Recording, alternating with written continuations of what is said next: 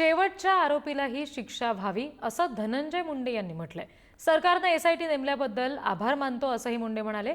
तुमच्यासारखा मी गायब झालो नव्हतो असं या सगळ्यावर संदीप क्षीरसागर यांनी म्हटलंय। शेवटचा आरोपी जो कोण असेल त्याला शिक्षा व्हावी। आज मी माननीय मुख्यमंत्र्यांचे, उपमुख्यमंत्र्यांचे आणि सरकारचे आभार मानतो। त्यांनी तात्काळ 24 तासाच्या आत मागणी केल्यानंतर एसआयटी नेमण्याच्या संदर्भात निर्णय घेतला। मी त्यांचे आभार मानतो आणि नक्कीच ज्या ज्या आमच्या भगिनीवर अशा प्रकारचे कोचिंग क्लासेसमध्ये अत्याचार झालेले आहेत आणि ज्यांनी केलेत त्यांचा शासन होईल याची आता खात्री आहे।